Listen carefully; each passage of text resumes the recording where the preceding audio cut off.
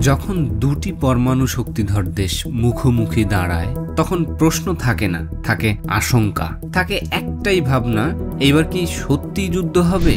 গত ৭২ ঘন্টায় দক্ষিণ এশিয়ায় ঘটে গেছে এমন কিছু ঘটনা যা শুধু দুই দেশের নয়, পুরো বিশ্বের নজর কেড়েছে।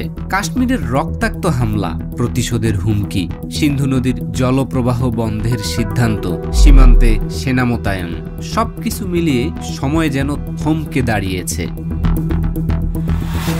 এই ভিডিওতে আমরা ঐতিহাসিক প্রেক্ষাপট, বর্তমান পরিস্থিতি, গত ৭২ ঘন্টার সংবাদ বিশ্লেষণ এবং এই সংকটের সম্ভাব্য ফলাফল নিয়ে বিস্তারিত আলোচনা করব।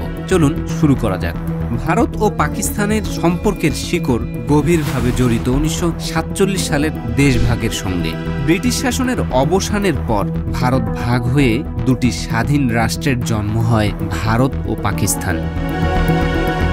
এই ভাগাভাগির কেন্দ্রে ছিল ধর্মীয় বিভাজন, তবে কাশ্মীর নিয়ে বিরোধ এই দুই দেশের মধ্যে সবচেয়ে বড় কাঁটা হয়ে দাঁড়ায়।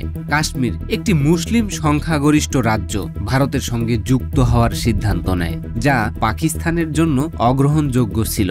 ১৯৪৭ থেকে ৪৮ সালে প্রথম কাশ্মীর যুদ্ধের ফলে কাশ্মীর দুই ভাগে বিভক্ত হয়, ভারত নিয়ন্ত্রিত জম্মু ও কাশ্মীর এবং পাকিস্তান নিয়ন্ত্রিত আজাদ কাশ্মীর। এই বিভাজন রেখা, যাকে বলা হয় লাইন অব কন্ট্রোল, আজও দুই দেশের মধ্যে উত্তেজনার প্রধান কারণ।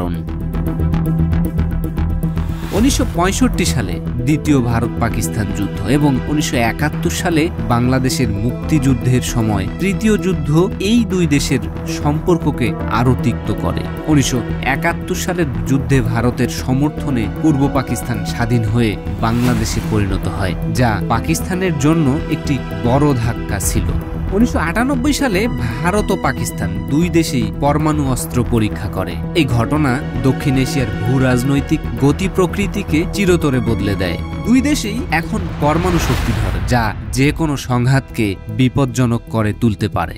১৯৯৯ সালে কার্গিল যুদ্ধে পাকিস্তান সমর্থিত সৈন্যরা ভারতীয় অঞ্চলে প্রবেশ করে, যা একটি সীমিত যুদ্ধের জন্ম দেয়। এই যুদ্ধে ভারত বিজয়ী হলেও দুই দেশের মধ্যে বিশ্বাসের ঘাটতি আরও বাড়ে।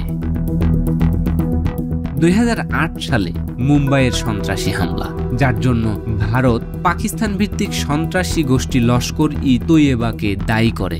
দুই দেশের সম্পর্ককে এটি আরও খারাপ করে তোলে। এই হামলায় ১৬৬ জন নিহত হয়। এই দুই দেশের মধ্যে একটি গুরুত্বপূর্ণ চুক্তি হল সিন্ধু পানি বন্টন চুক্তি, যা ১৯৬০ সালে বিশ্বব্যাংকের মধ্যস্থতায় স্বাক্ষরিত হয়। এই চুক্তি সিন্ধু নদী ও তার শাখার পানি দুই দেশের মধ্যে ভাগ করে। এটি দীর্ঘদিন ধরে দুই দেশের মধ্যে একটি শান্তিপূর্ণ বোঝাপড়ার প্রতীক ছিল, তবে সাম্প্রতিক ঘটনাগুলো এই চুক্তিকে হুমকির মুখে ফেলেছে। বর্তমান ভারত ও পাকিস্তানের সম্পর্ক অত্যন্ত স্পর্শকাতর। কাশ্মীরে সন্ত্রাসবাদ, সীমান্তে গোলাগুলি এবং পারস্পরিক অভিযোগ এই সম্পর্ককে জটিল করে তুলেছে। ভারত দীর্ঘদিন ধরে অভিযোগ করে আসছে যে পাকিস্তান সন্ত্রাসবাদী গোষ্ঠীকে সমর্থন দিচ্ছে, যারা কাশ্মীরে হামলা চালায়। পাকিস্তান এই অভিযোগ অস্বীকার করে এবং ভারতের ওপর কাশ্মীরে মানবাধিকার লঙ্ঘনের অভিযোগ আনে। ২০১৯ সালে পুলওয়ামা হামলায় ৪০ জন ভারতীয় নিরাপত্তা কর্মী নিহত হন। এর জবাবে ভারত পাকিস্তানের বালাকোটে এয়ার স্ট্রাইক চালায়, যা দুই দেশের মধ্যে যুদ্ধের আশঙ্কাকে বাড়িয়ে দেয়। তবে কূটনৈতিক হস্তক্ষেপে পরিস্থিতি নিয়ন্ত্রণে আসে। ২০১৯ সালে ভারত সংবিধানের ৩৭০ ধারা বাতিল করে জম্মু ও কাশ্মীরে বিশেষ মর্যাদা প্রত্যাহার করে।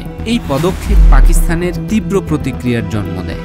পাকিস্তান এই ঘটনাকে কাশ্মীরের জনগণের অধিকার লঙ্ঘন হিসেবে দেখে এবং আন্তর্জাতিক মঞ্চে এই বিষয়টি তুলে ধরে।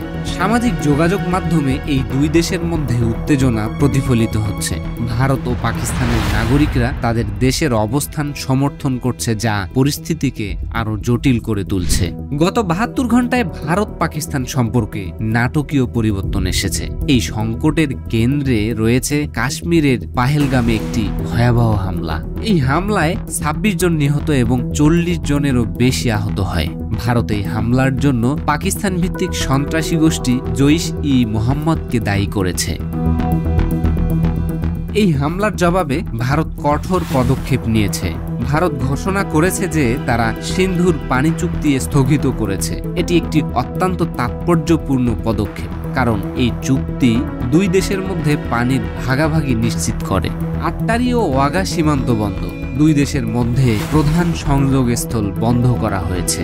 পাকিস্তানি নাগরিকদের জন্য ভারত ভিসা বন্ধ করেছে, শুধুমাত্র মেডিকেল ভিসা 29 এপ্রিল পর্যন্ত বৈধ। লাইন অফ কন্ট্রোলে ভারত অতিরিক্ত সৈন্য মোতায়েন করেছে। পাকিস্তানও পাল্টা পদক্ষেপ নিয়েছে। পাকিস্তান ভারতীয় এয়ারলাইন্সের জন্য তাদের আকাশসীমা বন্ধ করেছে। ভারতের সঙ্গে সব ধরনের বাণিজ্যিক সম্পর্ক বাতিল করা হয়েছে পাকিস্তানের পক্ষ থেকে। পাকিস্তানও সীমান্তে সৈন্য মোতায়েন বাড়িয়েছে, ভারত যেভাবে বাড়িয়েছে। পাকিস্তানের সরকারি বক্তব্যে বলা হয়েছে, ভারতের পানি বন্টনের পদক্ষেপকে তারা যুদ্ধের কাজ হিসেবে বিবেচনা করছে। তারা আন্তর্জাতিক সম্প্রদায়ের কাছে এই বিষয়ে হস্তক্ষেপের আহ্বান জানিয়েছে। সামাজিক যোগাযোগ মাধ্যমে এই ঘটনাগুলো নিয়ে তুমুল আলোচনা চলছে। ভারতের নাগরিকরা সরকারের কঠোর পদক্ষেপের সমর্থন করছে, অন্যদিকে পাকিস্তানের জনগণ তাদের সরকারের পাশে দাঁড়িয়েছে। তবে অনেকেই যুদ্ধের ভয়াবহ পরিণতি নিয়ে উদ্বিগ্ন। ভারত ও পাকিস্তান দুই দেশই পরমাণু শক্তিধর। একটি পূর্ণাঙ্গ যুদ্ধের ফলাফল হবে বিধ্বংসী। ভারতের সামরিক শক্তি পাকিস্তানের তুলনায় বেশি হলেও পাকিস্তানের পরমাণু অস্ত্র এই সমীকরণকে জটিল করে তুলেছে। বিশেষজ্ঞরা আশঙ্কা করছেন, যুদ্ধ শুরু হলে তা দ্রুত ছড়িয়ে পড়তে পারে এবং লাখ লাখ মানুষের জীবন বিপন্ন হতে পারে। অর্থনৈতিকভাবে এই যুদ্ধের প্রভাব হবে বিপর্যয়কর। ভারত ও পাকিস্তান উভয় দেশই উন্নয়নশীল অর্থনীতি। যুদ্ধের ফলে বাণিজ্য, বিনিয়োগ এবং জনজীবন ব্যাপকভাবে ক্ষতিগ্রস্ত হবে। বিশ্ববাজারে তেলের দাম বাড়তে পারে, যা বৈশ্বিক অর্থনীতিতেও প্রভাব ফেলবে। আন্তর্জাতিক সম্প্রদায়, বিশেষ করে জাতিসংঘ, যুক্তরাষ্ট্র এবং চীন এই পরিস্থিতির উপর নজর রাখছে। যুক্তরাষ্ট্র ও চীন দুই দেশই শান্তির আহ্বান জানিয়েছে, তবে তাদের মধ্যস্থতা কতটা কার্যকর হবে তা নিয়ে সন্দেহ রয়েছে। চীন পাকিস্তানের ঘনিষ্ঠ মিত্র হলেও ভারতের সঙ্গেও তার বাণিজ্যিক সম্পর্ক গুরুত্বপূর্ণ। কিছু বিশ্লেষক মনে করেন এই পদক্ষেপগুলো কূটনৈতিক চাপ সৃষ্টির কৌশল। ভারত ও পাকিস্তান দুই দেশই জানে যুদ্ধের ফলাফল কেউই চায় না, তবে পরিস্থিতি যদি নিয়ন্ত্রণের বাইরে চলে যায় তাহলে ফলাফল হবে অকল্পনীয়। ভারত ও পাকিস্তানের মধ্যে যুদ্ধ কোনো সমাধান নয়।